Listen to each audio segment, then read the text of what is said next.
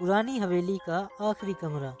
आर्यन को पुरानी और डरावनी जगहों की फोटोग्राफी करने का बहुत शौक था।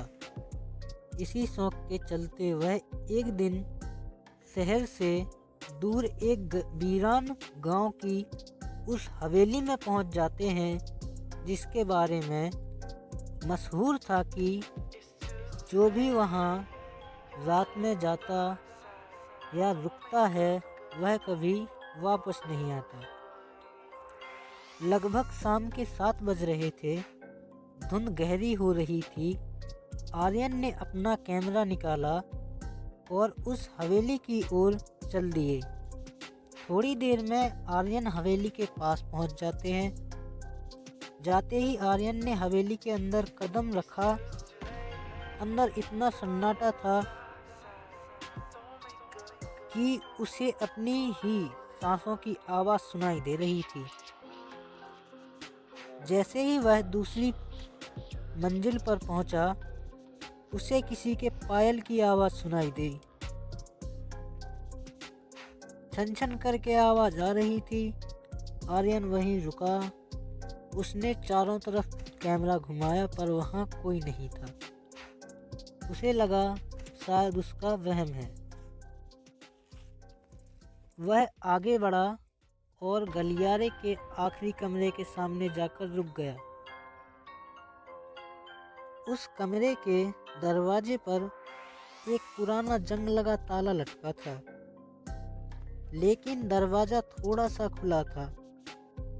आर्यन ने हिम्मत जुटाई और दरवाजा धकेला। कमरे के अंदर धूल की मोटी परत जमी थी। तभी उसकी नज़र कोने में रखे एक पुराने शीशे पर जाती है।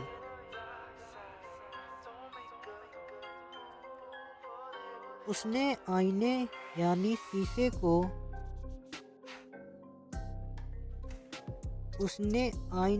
शीशे की एक फ़ोटो खींची। जैसे ही कैमरे की फ्लैश लाइट चमकी, आर्यन का हाथ कांपने लगा। कैमरे की स्क्रीन पर जो दिख रहा था, उसने आर्यन का खून जमा दिया। फोटो में आर्यन अकेला नहीं खड़ा था, बल्कि उसके पीछे एक साया खड़ा हुआ था, जिसका चेहरा फटा हुआ था और वह आर्यन के कंधे पर हाथ रखने ही वाला था। आर्यन ने तुरंत मुड़कर देखा पर वहां पर कोई नहीं था। लेकिन जब उसने वापस आईने में देखा तो वह साया अब आईने के अंदर नहीं बल्कि आईने से बाहर निकल चुका था। एक ठंडा हाथ आर्यन की गर्दन पर महसूस हुआ और कमरे की लाइट यानी बत्ती बुझ गई।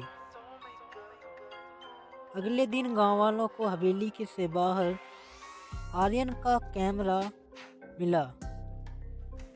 कैमरा बिल्कुल ठीक था, लेकिन उसमें आर्यन की एक भी फोटो नहीं थी जो फोटो आर्यन ने पहले खींची हुई थी। बस उसमें एक धुंधली फोटो थी जिसमें एक खाली आईना दिख रहा था। लेकिन उस धुंधली फोटो में एक बात और लिखी हुई थी। उसमें लिखा हुआ था, अब तुम्हारी बारी है।